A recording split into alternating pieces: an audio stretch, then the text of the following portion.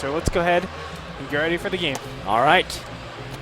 Guys, keep in mind this is the WCS version of Tal'Darim. So WCS has their own set map pool, including other really cool maps like Daybreak, Antigua, really standard maps. Yeah. But they also have Tal'Darim Altar.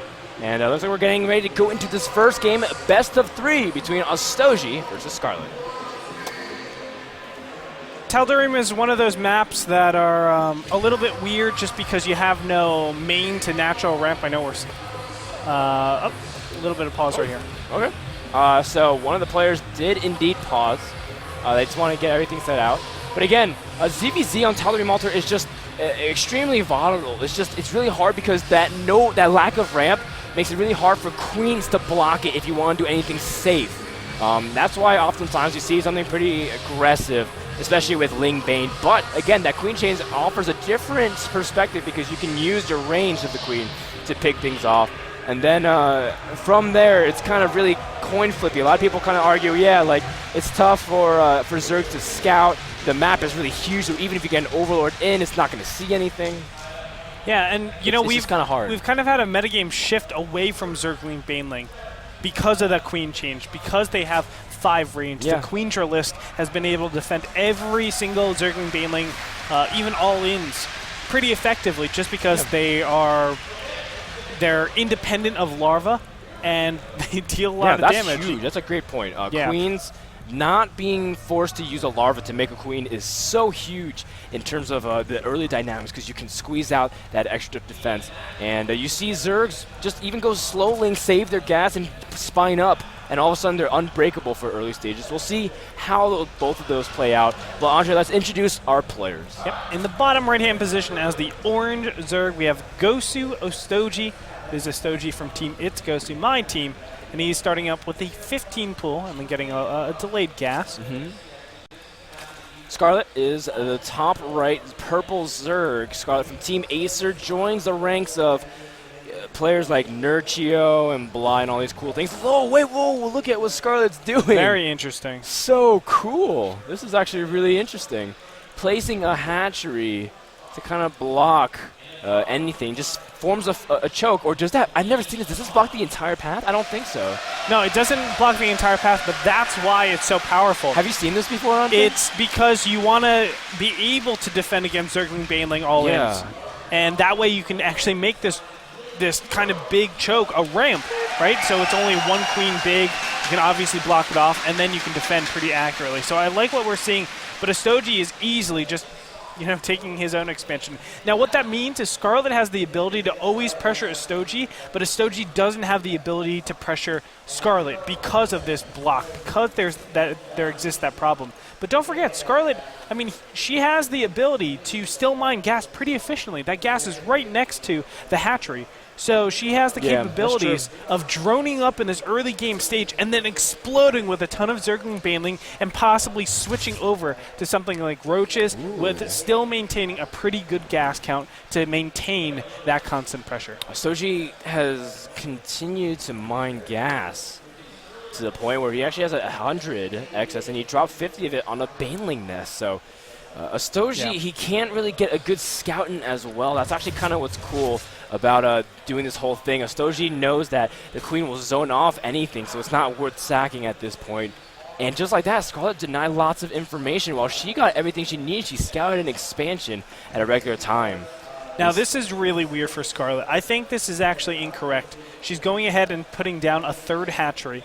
This third hatchery showcases to her opponent that she will never be in a position where she can attack. Yeah, she can't put on any aggression. There's just too much damage, or excuse me, there's just too much investment going into macro, going into, obviously, this hatchery, the 2 hatcheries, that you can never get a big enough army, or you can never really mount any tech.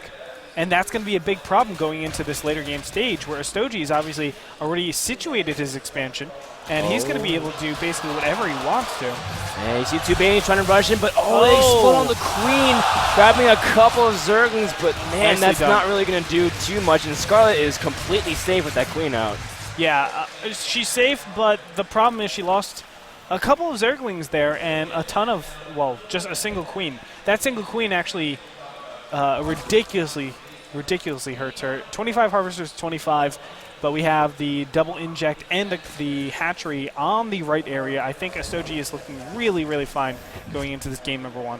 Yeah, this is really interesting. The Banelings are trying to run and trying to hover around that Spine Crawler in case they want to protect it, and the Spine Crawler does end up dropping, and Ostojiy even saves a Baneling, so Scarlet still can't even protect her zone that liberally. You can see Scarlet does end up pumping out a couple more drones, but for the most part has finally stabilized. Ostojiy, after all this, has that drone advantage. But that extra hatchery does come into play. And man, I'm just so taken aback about how well Scarlet's been able to use this to kind of defend. But now she scouts a huge horde of Banelings that are in the process of morphing. So Scarlet knows what's coming next. Yeah, she needs to be careful because she doesn't know the Baneling timing, so there can easily be one Baneling popping. All of a sudden, all of her Zerglings are dead. 3 Banelings are going to come up here, trying to look for some damage. Probably going to trade. Very nicely done. Ostojiy tried to trade 2 Banelings to try to destroy the rest of them, but Scarlet managed to finish them. And the big thing is that he didn't capitalize by killing those eggs. He let them finish, so he traded a Baneling for literally nothing. At this point, you can see Ostojiy. Ooh, good split. Ostojiy, no. Oh, that hurts so bad, Andre. Wow, losing so many Zerglings. You have to look at the larva at that point. Income tab showing 37 to 34. But Scarlet's larva is a lot more expendable. Ostojiy's is not. He's only on 2 hatcheries still. So I have to feel like that's a big advantage for Scarlet, seeing as she's situated her expansion and she's now able to start materializing. She's going to mount a pretty big assault. I think Ostojiy needed to do a lot more damage from that attack or get some advantage in tech or something.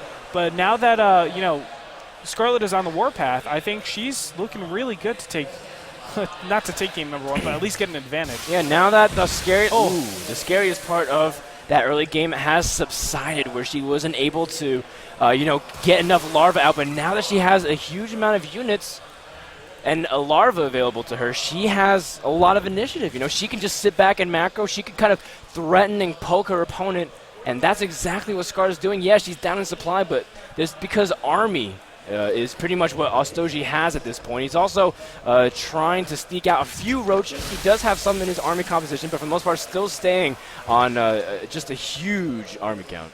Yeah, and he's looking to just crushing blows right here.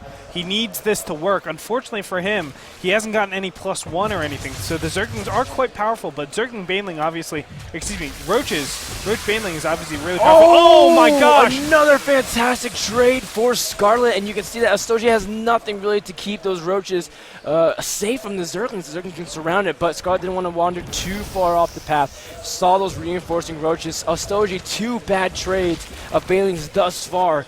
It just hurts. I think Ostojiy continuing this attack is ill-fated. I don't think he can actually do anything. There's just too many Spine Crawlers. Yeah. And the fact he doesn't have +1 attack really gives power to those Zerglings. Zerglings obviously don't get don't get 2-shotted by those roaches. It lets them, start dishing out a lot more damage for a lot longer. So Ostojiy is still going to try to keep going on with this. You can see the supply counts are similar. Ostojiy slightly ahead, but that's very misleading, since Ostojiy, he has roaches out and his opponent doesn't. Roaches are a big supply tank. Oh, there's a lot of Banelings also for Scarlet. She just has to disable the Zerglings, and then the spines just really prevent roaches from ever pushing in. You need that kind of surround DPS. Scarlet trying to send a lot of units. A lot of Banelings explode, but in the end, only Zerglings survive from Scarlet, and she is trying to pick off the rest of these remaining weak roaches, and Scarlet holds Ostojiy's supply that was artificially inflated because of those army units. Now evens out, but that gives Scarlet a really nice advantage because she's been able to mine gas that much longer. Look at this. Infestation Pit is finished. Double Evos are down and upgrading. She is just so far ahead.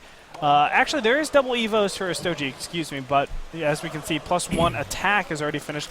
+1 Carapace is on the way. It's almost finished as well.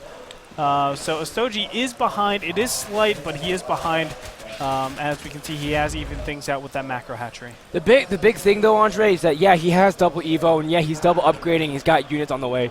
The big thing is, though, Scarlet's been much more conservative with her gas. She's been able to save everything for, infestors, just sprinkling Banelings here and there, getting really critical upgrades, and this fast hive from Scarlet as well. She's able to afford all of that and still maintain a pretty healthy gas count for those infestors. So that's going to be a big story as well. Ostojiy's trying to eventually gravitate towards roaches and then trying to probably incorporate infestors later on. But for now, Scarlet changing it up, doing more of that really quick Zergling and Infestor style and having a lot of minerals, spending your larva and expanding really quickly. You know, it's misleading how, how effective roaches are. You always think, oh, roaches, they're only 2 supply, et cetera, et cetera. But the fact of the matter is getting Zerglings really allows you to do a lot of aggression if you're able to hold in the beginning stage. Wow, Scarlet getting into a little bit of pickle there. But what I was saying is, Zerglings are a lot better at actually producing. Like, you're able to do a lot more things if you only get Zerglings and rely on that. The biggest problem in the beginning stage is that they're so ineffective against Banelings, against roaches, things like that. But if you're able to stabilize, it's a much better route, seeing as it's a lot less supply to deal with, so you don't have to get so many overlords so many times. And additionally, you can save up all that gas, as you were saying, for the infestation tech, and just explode off of mid-game tech. It's really, really important that people know that in ZVZ. This is really good high timing from Scarlet as well, because she knows that Ostoji's committed to roaches.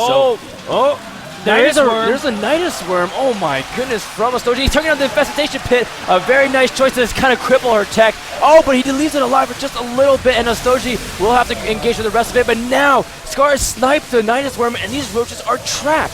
Very well played by Ostojiy, just circumventing all the spine crawlers. This is a very difficult position for Scarlet to be in. In the meantime, the third base is under attack, but there are a ton of spine crawlers to defend everything over there. Baneling's trying to waddle into the mineral line, but that's not going to happen. Another Nidus worm going down, and the spawning pool gets taken out. Oh my goodness, Scarlet, in the blink of an eye, might lose this game just because she did not see this Nidus worm going down. You're absolutely right. That Nidus worm changes everything.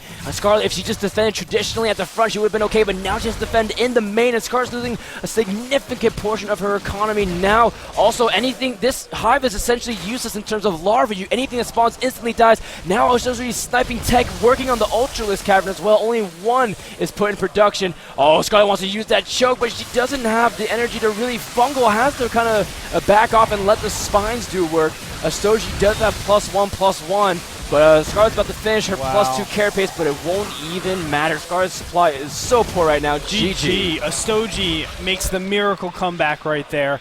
There was so little amount of actions that he could have done to win that game. It was really tough position, because if you try to go to the front, Scarlet has a tech advantage, she has an upgrade advantage, she gets fungals, keeps those roaches in place, and Ultralisk just kill everything. Exactly. It was going to be a one-sided fight. It shows you the power of positioning in space and how to control that. Ostojiy really showing his power there. That was really cool. I would say that, that's a misstep from Scarlet. Clearly, Scarlet should have seen that.